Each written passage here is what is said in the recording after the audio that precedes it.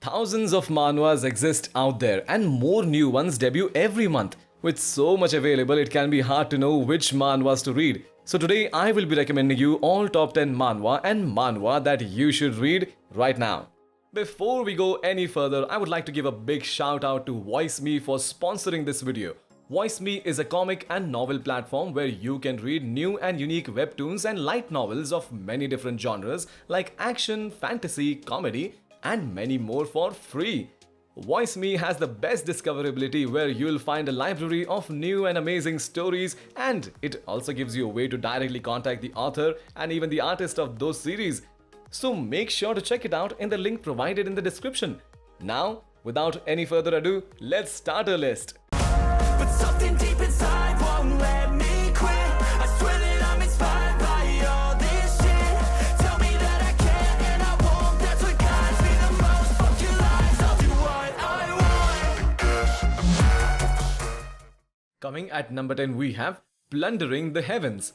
Fang Xing was a member of a group of bandits that looted from the rich and corrupted people and gave it away to the poor.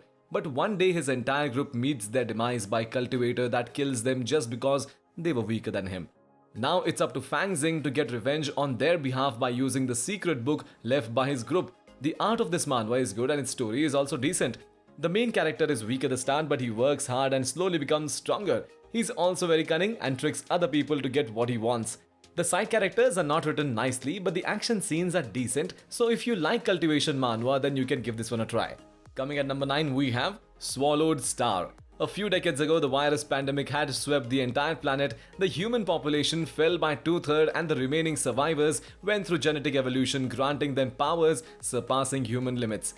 But besides humans, animals also went through the evolution and started to invade human territory. The first human who fought against them was given the title of a warrior. This is the story of Luofeng, who wanted to become a warrior despite his poor background. The art of this manhwa is good and its story is also pretty decent. The main character is smart and gets strong really quickly. He's also courageous and doesn't back down from any kind of challenges. The side characters are not written that nicely, but the action scenes are good. So give it a try and see if you like it. Coming at number 8, we have Bandit King. Roy Kim was a loser who couldn't stand up for himself and often got bullied by his schoolmates. And things got even worse for him when he had to kill his own family during the zombie apocalypse. But his life changes completely when he meets Zoe Winters, who shows him that all the things that used to matter in the society no longer do. This is about their story as they survive in the apocalypse and become the rulers of this new world. Both the art and the story of this manhwa is quite decent. The main character is a wimp at the start, but he slowly goes through character development and becomes badass. The female main character is also not annoying and thinks properly before making any decisions. So if you are a fan of post-apocalyptic manhwas, then you can give this one a try. Coming at number 7, we have the magic chef of ice and fire. The protagonist Nian Bing was the son of a fire and ice mage. After witnessing the death of his parents by the Ice Lord, he receives both of his parents' magic gems and manages to escape from the Lord's followers by falling off the cliff. Later, he gets rescued by an old man who was a genius chef in the past, and thus begins Nian Bing's journey to become the greatest chef while seeking vengeance for his parents. Both the art and the story of this manhwa is good. The main character is talented and also works really hard to become stronger. He's also smart and keeps his identity a secret until he becomes strong enough. The side characters are also really well written and they help the main character achieve his goals. Coming at number 6, we have I Am Reborn as the Sword God. After working hard and going through a lot of hardships, the main character finally achieves his goal of becoming a civil servant. But at the same night of becoming a civil servant, he gets reincarnated into the body of a side character of a novel that he used to read when he was on Earth. However, this character was doomed to die at the hands of a demon cult 10 years later. Now he must find a way to become stronger and survive using his knowledge of the novel. Both the art and the story of this manhwa is good. The main character is weak at the start, but he uses his knowledge to slowly become stronger. The action scenes are quite decent and the side characters are also written nicely. So if you like Murim manhwa, then you can give this one a try. Coming at number 5, we have King of the Mound. Through a combination of numerous injuries, a weak frame and financial difficulties, the protagonist Lee Jin-yong gave on being a baseball athlete and lived as a factory employee instead. But one day, the spirit of a baseball hero who was hailed as a legend in Korea, as well as Lee Jin-yong's idol who passed away 10 years ago, appeared before him, and at that time, an unknown notice appeared that gave Jin Yong the constitution of a pitcher. Now, he returns to field to become the king of the Mound. This is a very unique manhwa with an amazing art style and a good storyline. The main character is a hard worker and uses his cheat very efficiently. He's also smart and thinks carefully before doing anything. The side characters are also amazing and they help the main character grow even further.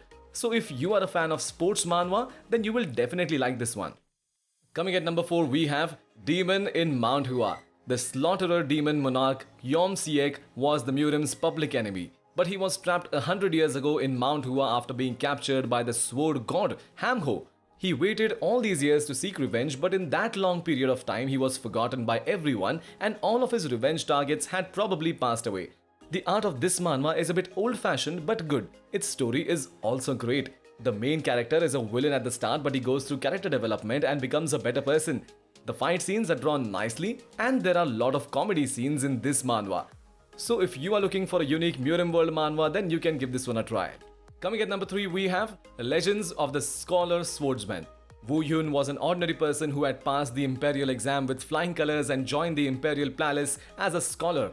However, rather than doing any proper work, he became a victim who was forced to deal with the Crown Prince's hobby of knowing more and more about martial arts. But despite such hardships, Wu Yun didn't give up and tried his best to learn martial arts. This is the story of how he becomes one of the strongest martial artists of Murim despite being a scholar. Both the art and the story of this manhwa is quite good. The main character starts off weak but becomes stronger really quickly. The action scenes are also well drawn and the side characters also go through character development alongside the main character. And although the pacing of the story is a bit slow, this manhwa is definitely worth a read. Coming at number 2, we have The Mad Gate. Eon always wanted to become a strong adventurer who could clear dangerous dungeons and embark on fantastical journeys. And in order to do that, he becomes the assistant of one of the greatest adventurer named Tor. But while clearing an ominous dungeon known as the Mad Gate, Eon gets betrayed and killed by Tor and gets used as a sacrificial lamb so that his team can reap the dungeon's awards. However, this was not his end, as rather than dying, he gets sent to a mysterious place where the master of that dungeon gives Eon a chance to get stronger and seek revenge. Both the art and the story of this manhwa is quite good. The main character is weak at the start, but he gets cheat and slowly becomes stronger. He also goes through character development and becomes a courageous and ruthless person. The action scenes are also quite thrilling and it will keep you entertained throughout the story. Coming at number 1, we have Played who returned 10,000 years later. One day the main character Oh Kangwoo gets sent to hell through a mysterious gate that had appeared out of nowhere. There, he had to fight strong monsters in order to survive, and after killing and devouring monsters for thousands of years, he finally becomes the strongest being of hell and gets the title of the Demon King. Now he decides to return back to Earth, but little did he know that the Earth has changed drastically and it isn't the same planet that he used to know. The art of this manhwa is amazing and its story is also quite good. The main character is super strong right from the start and gets even stronger as the story progresses. He's very ruthless and doesn't leave any of his enemies alive. The action scenes of this manhwa are also great and there are also quite a few comedy scenes which will keep you entertained throughout the story. That's it for today's video. Thanks for watching and I will see you in the next one.